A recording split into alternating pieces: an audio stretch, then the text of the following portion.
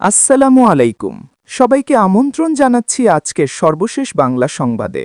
শুরুতেই জানিয়ে দেব সংবাদ শিরোনাম, এরপর বিস্তারিত। বিএনপি সরকারকে নিয়ে নাহিদ ইসলামের বিস্ফোরক মন্তব্য। তারেক রহমানের গ্রিন সিগন্যাল ছাড়া আওয়ামী লীগ কার্যালয় খোলার সাহস পেত না। প্রধানমন্ত্রী তারেক রহমানের সঙ্গে মালয়েশিয়ার প্রধানমন্ত্রী আনোয়ার ইব্রাহিমের ফোনালাপ ফাঁস। বিএনপির মন্ত্রিপরিষদকে অভিনন্দন জানিয়ে চাঁদাবাজি ও হাদিয়া সংস্কৃতি নিয়ে যা বললেন মেক্সিকোয় নিযুক্ত বাংলাদেশের রাষ্ট্রদূত মুশফিকুল ফজল আনসারি। সেতুমন্ত্রীর বক্তব্যের মাধ্যমেই কি চাঁদাবাজিকে উৎসাহ দেওয়া হল, প্রশ্ন করলেন জামাত আমির ড শফিকুর রহমান। প্রিয় দর্শক, এতক্ষণ শুনছিলেন সংবাদ শিরোনাম, এখন শুনবেন বিস্তারিত। তবে তার আগে আপনাদের কাছে একটি ছোট্ট রিকোয়েস্ট থাকবে। নিয়মিত বাংলাদেশের সকল আপডেট সংবাদ সবার আগে সবসময় পেতে চ্যানেলটি সাবস্ক্রাইব করুন। বিএনপির গ্রিন সিগন্যাল ছাড়া আওয়ামী লীগ কার্যালয় খোলার সাহস পেত না নাহিদ। ত্রয়োদশ জাতীয় সংসদ নির্বাচনের পর দেশের বিভিন্ন জায়গায় কার্যক্রম নিষিদ্ধ আওয়ামী লীগের কার্যালয় খোলার পেছনে ক্ষমতাসীন দল বিএনপির গ্রিন সিগন্যাল বা সবুজ সংকেত রয়েছে বলে মনে করছেন জাতীয় নাগরিক পার্টির আহ্বায়ক নাহিদ ইসলাম। তিনি বলেন, বিএনপির কাছ থেকে গ্রিন সিগন্যাল ছাড়া আওয়ামী লীগ এটা করার সুযোগ বা সাহস পেত না। এবারের নির্বাচনে ভারত, আওয়ামী লীগ এবং বিএনপির মধ্যে এক ধরনের যোগসাজশ হয়েছে বলে মনে করছেন জাতীয় সংসদে বিরোধী দলীয় চিফ হুইপ নাহিদ ইসলাম। এ বিষয়ে হুঁশিয়ারি দিয়ে তিনি বলেন, আওয়ামী লীগের রাজনীতিকে পুনর্বাসনের চেষ্টা করা হলে তা কঠোরভাবে প্রতিহত করা হবে। আজ বৃহস্পতিবার দুপুরে রাজধানীর বাংলা মোটরে এনসিপির অস্থায়ী কেন্দ্রীয় কার্যালয়ে সংবাদ সম্মেলনে এ কথা বলেন নাহিদ ইসলাম। সমসাময়িক রাজনৈতিক পরিস্থিতি এবং নতুন সরকারের মন্ত্রিসভা নিয়ে দলীয় পর্যালোচনা জানাতে এই সংবাদ সম্মেলন ডেকেছিল এনসিপি। বিভিন্ন জেলায় আওয়ামী লীগের কার্যালয় খোলার বিষয়ে সংশ্লিষ্ট প্রশাসনের জবাবদিহি দাবি করেন নাহিদ ইসলাম। তিনি বলেন, অবিলম্বে প্রশাসনিকভাবে সেই কার্যালয় বন্ধ করায় যদি তারা ব্যর্থ হয় তাহলে আমরা রাজনৈতিকভাবে প্রতিরোধের ডাক দেব। সেটার জন্য এই সরকারকেও আমরা কাঠগড়ায় দাঁড় করাব, ফ্যাসিস্টদের পুনর্বাসনের দায়। আওয়ামী লীগের কার্যালয় খোলার বিষয়টিকে ব্যাপকভাবে প্রচার করায় কিছু গণমাধ্যমের ভূমিকা নিয়েও প্রশ্ন তোলেন তিনি। নতুন সরকার গঠনের সঙ্গে সঙ্গে গণমাধ্যমের স্বাধীনতার ওপর হস্তক্ষেপ হচ্ছে বলে অভিযোগ করেন এনসিপির আহ্বায়ক নাহিদ। এ প্রসঙ্গে বাংলাদেশ সংবাদ সংস্থা বা বাসস ও বেসরকারি এখন টিভির দুটি ঘটনার কথা উল্লেখ করে তিনি বলেন, আমরা কোনো দলীয় গণমাধ্যম চাই না, কিন্তু আমরা ইতিমধ্যে সেই প্রবণতা দেখতে পাচ্ছি। আমরা আশা করব এই মুহূর্ত থেকে এটা বন্ধ হবে, গণমাধ্যম স্বাধীনভাবে কাজ করবে। তারেক রহমানের সাথে আনোয়ার ইব্রাহিমের ফোনালাপ। প্রধানমন্ত্রী তারেক রহমানকে টেলিফোন করে শুভেচ্ছা ও অভিনন্দন জানিয়েছেন মালয়েশিয়ার প্রধানমন্ত্রী দাতুক সেরি আনোয়ার ইব্রাহিম। শুক্রবার বেলা ৩টায় বাংলাদেশ সরকারের নবনির্বাচিত প্রধানমন্ত্রীকে ফোন করেন মালয়েশিয়ার প্রধানমন্ত্রী। প্রধানমন্ত্রীর প্রেস সচিব সালেহ শিবলি বিষয়টি নিশ্চিত করেছেন।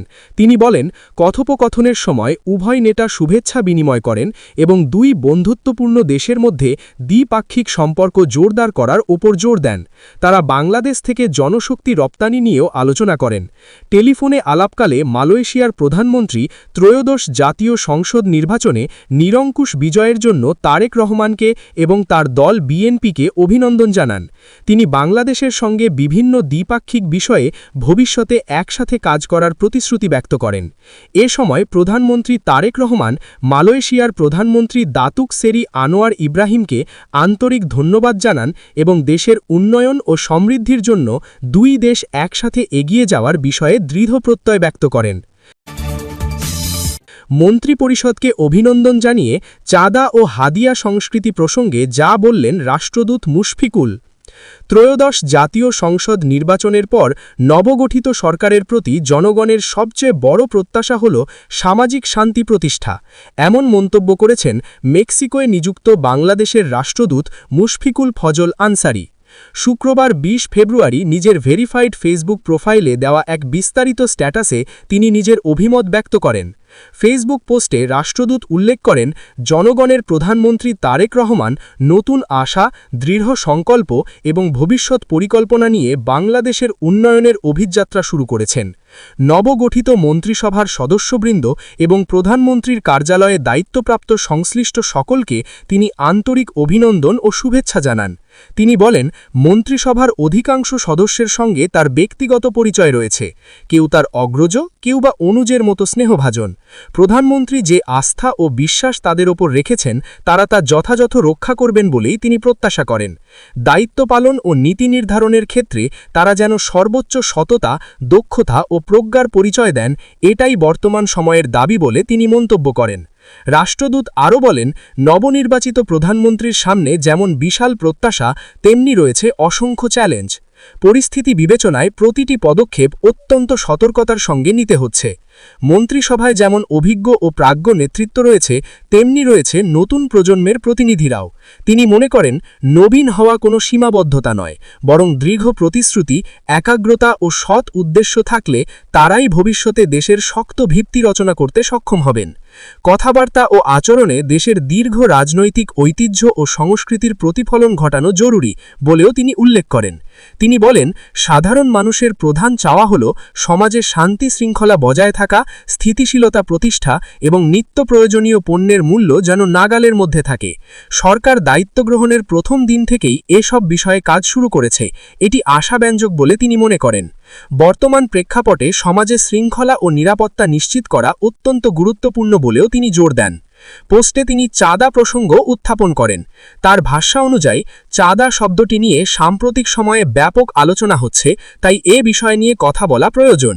তিনি বলেন, চাঁদার পাশাপাশি হাদিয়া, সাদকা বা লিল্লা এমন আরও কিছু শব্দ রয়েছে যেগুলো অনেক ক্ষেত্রে স্বেচ্ছাদান হিসেবে বিবেচিত হয়। তবে বাস্তবে অনেক সময় এ অর্থ সংগ্রহের প্রক্রিয়া অনাকাঙ্ক্ষিত ও অস্বাস্থ্যকর রূপ নেয়। রাজনৈতিক প্রভাব খাটিয়ে বা জোরপূর্বক অর্থ আদায় আইনত দণ্ডনীয় অপরাধ।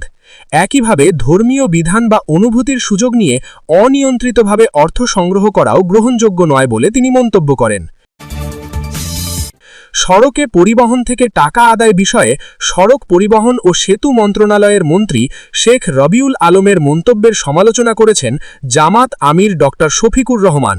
সেই সঙ্গে তিনি প্রশ্ন রেখেছেন, তাহলে কি নবগঠিত সরকারের সড়ক ও সেতু মন্ত্রীর মাধ্যমে চাঁদাকে জাতীয়করণের ঘোষণা দেওয়া হল? শুক্রবার ২০ ফেব্রুয়ারি রাতে নিজের ভেরিফাইড ফেসবুক পোস্টে এই প্রশ্ন তোলেন জামাত আমির। পোস্টে জামাত আমির বলেন, তাহলে কিভাবে দুর্নীতির ত্রুটি চেপে ধরা হবে? ব্যাকরণ কিছুই বোঝা যাচ্ছে না। সূচনাতেই বাংলাদেশ কোন দিকে যাচ্ছে? তিনি আরও লিখেছেন, প্রিয় জনগণ, চাঁদার কালো থাবা থেকে বাঁচতে হলে লড়তে হবে। এ লড়াইয়ে আপনাদের সঙ্গে আমরা আছি ইনশাআল্লাহ। উল্লেখ্য, গত বৃহস্পতিবার সড়ক পরিবহন ও যোগাযোগ মন্ত্রী শেখ রবিউল আলম বলেছেন, সড়কে পরিবহন থেকে টাকা আদায় যেটা বলা হয়, সেভাবে আমি চাঁদা দেখি না। মালিক সমিতি, শ্রমিক সমিতি আছে, তারা তাদের কল্যাণে এটা ব্যয় করে। এটা অলিখিত বিধির মতো। চাঁদা আমি সেটাকে বলতে চাই যেটা কেউ দিতে চায় না বা বাধ্য করা হয়। শেখ রবিউল আলমের এই বক্তব্যের পর সামাজিক যোগাযোগ মাধ্যমে তীব্র প্রতিক্রিয়া সৃষ্টি হয়। এরই ধারাবাহিকতায় শুক্রবার এই প্রশ্ন তুলেছেন জামাত আমির। প্রিয় দর্শক, এতক্ষণ শুনছিলেন বাংলাদেশের সর্বশেষ গুরুত্বপূর্ণ আপডেট সংবাদ। ভিডিওটি ভালো লাগলে একটি লাইক করুন, কমেন্ট করে জানান আপনার মতামত, শেয়ার করে আপনার বন্ধুদের মাঝে ছড়িয়ে দিন। নিয়মিত আমাদের এই চ্যানেল থেকে বিশ্বের সকল আপডেট সংবাদ সবার আগে সব সময় পেতে চ্যানেলটি সাবস্ক্রাইব করে আমাদের সাথেই থাকবেন।